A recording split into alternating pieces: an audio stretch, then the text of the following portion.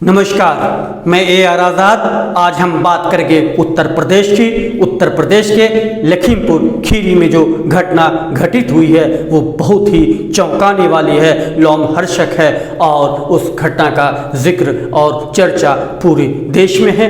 आज हम उस पर बात करेंगे कि यूपी सरकार और किसान यूनियन के बीच कौन सा समझौता हुआ है और उस समझौता के तहत जो है वो क्या होने वाला है। दरअसल यूपी सरकार और किसान संगठन के बीच किसान संगठन की ओर से यूनियन के वरिष्ठ नेता राकेश टिकैत के साथ और सरकार के साथ एक समझौता हुआ है। समझौता में सरकार को 8 दिनों का समय दिया गया है और कहा गया है कि इस 8 दिनों के अंदर अभियुक्तों की गिरफ्तारी करनी है। ये बचे 7 दिन योगी और उनकी सरकार के लिए असली इम्तहान है। इस इम्तहान से में अगर योगी पास कर जाते हैं तो जाहिर सी बात है कि उनकी छवि और सरकार की छवि कुछ बच पाएगी, वरना उनकी छवि और सरकार की छवि पे जो आंच आई है वो उसकी भरपाई करना योगी के लिए मुमकिन ही नहीं, पूरी तरह नामुमकिन है। और यही वजह है कि किसान संगठन ने सिर्फ 8 दिनों का समय दिया है। 1 दिन का समय समाप्त हो चुका है। योगी सरकार और मुख्यमंत्री आदित्यनाथ योगी के पास कुल 7 दिन बचे हैं और 7 दिन में अभियुक्त की गिरफ्तारी करनी है। अभियुक्त कौन है? अभियुक्त जूनियर अमित शाह हैं, यानी अमित शाह केंद्रीय गृह मंत्री हैं और ठीक उनके नीचे जो है वो केंद्रीय गृह राज्य मंत्री जो है वो अजय मिश्र टेनी हैं। अजय मिश्र की टेनी के बेटे आशीष मिश्र पर 4 किसानों को, 4 इंसानों को कार से कुचलने का इल्जाम है और सरकार अभी तक उन पर, योगी सरकार कार्रवाई नहीं कर पाई है, इसलिए कि केंद्रीय गृह राज्य मंत्री अजय मिश्र टेनी एक सांसद हैं, बीजेपी के नेता हैं और उनको गृह मंत्री यानी अमित शाह, एक बड़ा नाम उनका बरदहस्त प्राप्त है और योगी और अमित शाह के बीच एक टकराव है, एक गतिरोध है और इस बीच में मामला केंद्रीय गृह राज्य मंत्री का फंस गया है, उनके बेटे का फंस गया है। जाहिर सी बात है योगी आदित्यनाथ को न गलते बन रहा है न निगलते बन रहा है। किसान संगठन जो है उन पर जोर दिए हुए है कि वो अभियुक्तों की गिरफ्तारी करें और जो अभियुक्त हैं वो अभी तक गिरफ्तार नहीं हुए हैं।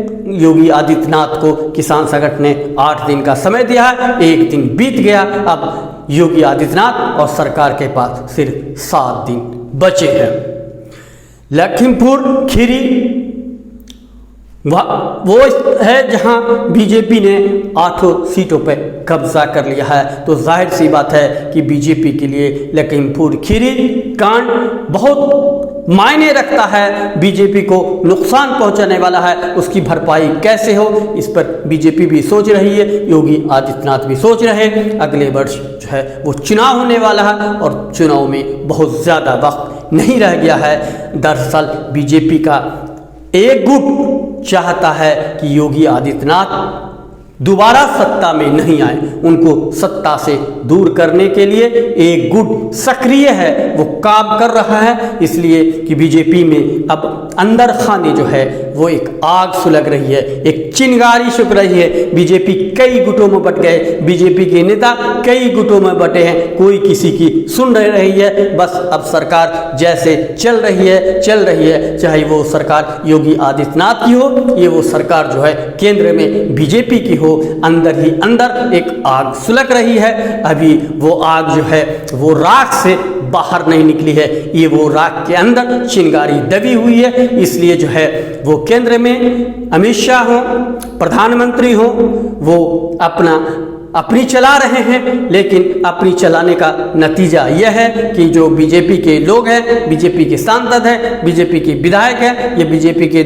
मंत्री हैं, वो कहीं न कहीं सुबक रहे हैं या धुधक रहे हैं, ये जलने के बेताब है, उनके अंदर एक आग है, वो अपनी भड़ास निकालना चाहते हैं और वो चाहते हैं कि ऐसे लोग जो मनमानी कर रहे हैं उनको हराया जाए। और योगी आदित्यनाथ को लेकर उत्तर प्रदेश की विधायक, उत्तर प्रदेश के मंत्री, उत्तर प्रदेश के उप मुख्यमंत्री सब योगी आदित्यनाथ के साथ नहीं है, वो सीधे तौर पर अमित शाह के साथ है। वो सीधे तौर पर अमित शाह को रिपोर्ट भी कर रहे हैं और ये बात जग जाहिर भी हो चुकी है। और ये बात जो है नतीजे में अमित शाह और प्रधानमंत्री के साथ योगी आदित्यनाथ दिल्ली जाकर भेंट भी करते हैं, संघ को बीच में कूदना पड़ता है, संघ योगी आदित्यनाथ का बचाव भी करते हैं।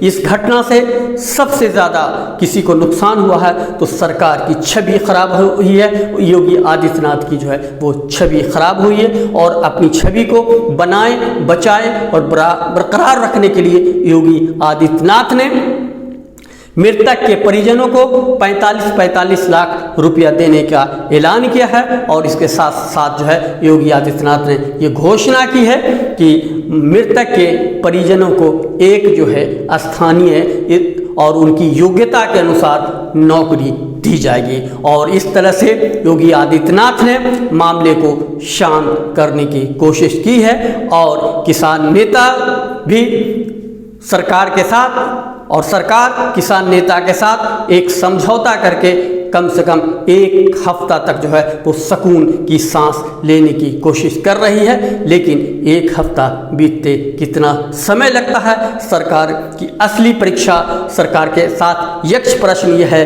कि क्या योगी आदित्यनाथ जो हैं दोनों बाप बेटे को गिरफ्तार कर सकते हैं। यानी केंद्रीय गृह राज्य मंत्री अजय मिश्र टेनी को और उनके बेटे आशीष मिश्र को इन 7 दिनों में गिरफ्तार कर सकते हैं। और क्या अमित शाह योगी आदित्यनाथ को गिरफ्तार करने की इजाज़त दे सकते हैं। ये क्या योगी आदित्यनाथ बिना इजाज़त के, बिना किसी डर के, बिना किसी भय के और वो अपने हिसाब से इंसाफ करने की कोशिश कर सकते हैं। अगर नहीं कर सकते हैं तो किसान आंदोलन करेंगे, फिर से मामला गरमाएगा और योगी आदित्यनाथ की छवि खराब होगी। इस छवि से निकलने के लिए, उभरने के लिए योगी आदित्यनाथ परेशान हैं। वो प्रशासन के साथ लगे हुए हैं, वो अपनी टीम के साथ लगे रहे हैं और वो बेचैनी की स्थिति में जो है वो अब जो है वो हैं। और उस बेचैनी से कैसे वो निकलेंगे, कैसे इन मामलों को निपटाएंगे, उनके साथ एक यक्ष प्रश्न है। और ये प्रश्न देश के साथ भी है, उत्तर प्रदेश की जनता के सामने भी है कि क्या योगी आदित्यनाथ किसानों को इंसाफ देंगे, मृतक परिजनों को इंसाफ देंगे।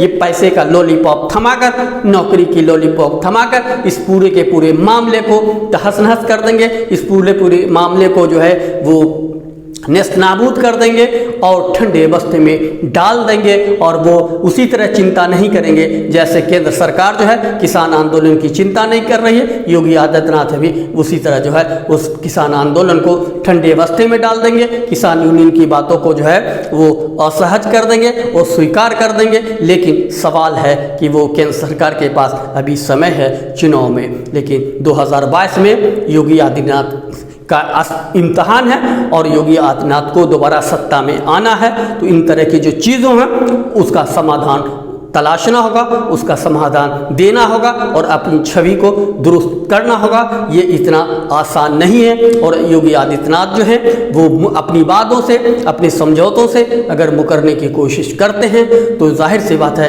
किसान आज जो उग्र है वो पश्चिमी उत्तर प्रदेश की जगह पूरे उत्तर प्रदेश में आंदोलनरत हो जाएगा, पूरे देश में आंदोलन हो जाएगा। और जाहिर सी बात है इसका खामियाजा उत्तर प्रदेश में अगर किसी को भुगतना पड़ेगा तो पहले योगी आदित्यनाथ को भुगतना पड़ेगा, उनकी सीएम का पद उनसे जाएगा और बीजेपी को ये नुकसान होगा कि बीजेपी वहाँ से हार जाएगी। लेकिन सवाल यह है कि जब मामला आन बान और शान का हो तो पार्टी में जो है वो ये नहीं देखती कि किसी व्यक्ति विशेष को जो है हमको बचाना है या फिर वहाँ से अपनी पार्टी को बचाना है। पार्टी कुर्बान कर सकती है कि एक स्टेट को कुर्बान कर सकती है योगी आदित्यनाथ को हटाने के लिए। और एक गुट इसी पर काम कर रहा है कि किसी भी तरह से योगी आदित्यनाथ जो है वो हार जाए। ये सारा का सारा मामला, ये प्रकरण और बीजेपी सांसद और केंद्रीय गृह राज्य मंत्री अजय मिश्र टेनी के